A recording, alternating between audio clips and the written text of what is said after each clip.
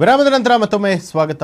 ಮುಖ್ಯಮಂತ್ರಿ ಸಿದ್ದರಾಮಯ್ಯ ವಿರುದ್ಧ ಪ್ರಾಸಿಕ್ಯೂಷನ್ಗೆ ಅನುಮತಿ ಕೊಟ್ಟಿರುವಂತಹ ರಾಜ್ಯಪಾಲರ ವಿರುದ್ಧ ಕಾಂಗ್ರೆಸ್ ಮುಖಂಡರು ಚಿಕ್ಕಬಳ್ಳಾಪುರದಲ್ಲಿ ಬೃಹತ್ ಪ್ರತಿಭಟನೆ ನಡೆಸಿದರು. ಚಿಕ್ಕಬಳ್ಳಾಪುರ ಜಿಲ್ಲಾ ಉಸ್ತುವಾರಿ ಸಚಿವ ಡಾಕ್ಟರ್ ಎಂ ಸುಧಾಕರ್, ಮಾಜಿ ಸಚಿವ ವಿಧಾನ ಪರಿಷತ್ನ ಸದಸ್ಯ ಡಾಕ್ಟರ್ ಎಂಆರ್ ಸೀತಾರಾಮ್, ಯುವ ಕಾಂಗ್ರೆಸ್ ರಾಷ್ಟ್ರೀಯ ಪ್ರಧಾನ ಕಾರ್ಯದರ್ಶಿ ಎಂಎಸ್ ರಕ್ಷಾರಾಮಯ್ಯ ಮತ್ತಿತರ ನಾಯಕರ ನೇತೃತ್ವದಲ್ಲಿ ಪ್ರತಿಭಟನೆ ನಡೆಸಲಾಯಿತು. ರಾಜ್ಯಪಾಲರ ಭಾವಚಿತ್ರ ಹಿಡಿದು ಪ್ರತಿಭಟನಾಕಾರರು ತೀವ್ರ ಆಕ್ರೋಶವನ್ನು ವ್ಯಕ್ತಪಡಿಸಿದರು.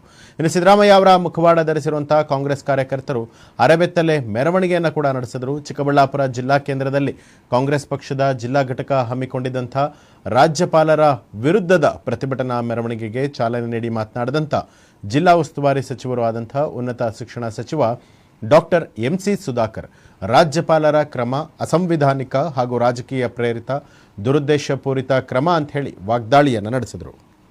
5 ಗ್ಯಾರಂಟಿಗಳನ್ನು ಘೋಷಣೆ ಮಾಡಿ ಈ ರಾಜ್ಯದ ಮೂಲ ಮೂಲೆಯಲ್ಲಿ ಪ್ರತಿಯೊಬ್ಬರ ಮನೆ, ಪ್ರತಿಯೊಬ್ಬ ಮತದಾರರ ಮನಸ್ಸನ್ನು ಗೆಲ್ತಕ್ಕಂಥ ಒಂದು ಕೆಲಸವನ್ನು ನಮ್ಮ ಕಾಂಗ್ರೆಸ್ ಪಕ್ಷದ ಕಾರ್ಯಕರ್ತರು ಮಾಡಿದ್ರಿಂದ ಇವತ್ತು ಜಿಲ್ಲಾಧ್ಯಕ್ಷರು ಹೇಳಿಲ್ಲ, ನಾನು ಇವತ್ತು ಇಷ್ಟು ದೊಡ್ಡ ಬಹುಮತ ನಮ್ಮ ಸರ್ಕಾರಕ್ಕೆ ಬರಲಿಕ್ಕೆ ಸಾಧ್ಯ ಆಯಿತು.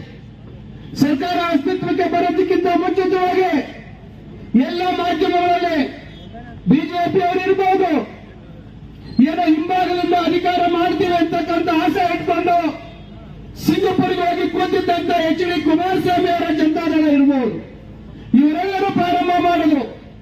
ಜನರನ್ನ ಮೋಸ ಮಾಡತಕ್ಕಂಥ ಕೆಲಸ ಮಾಡಿದೆ ಸರ್ಕಾರ.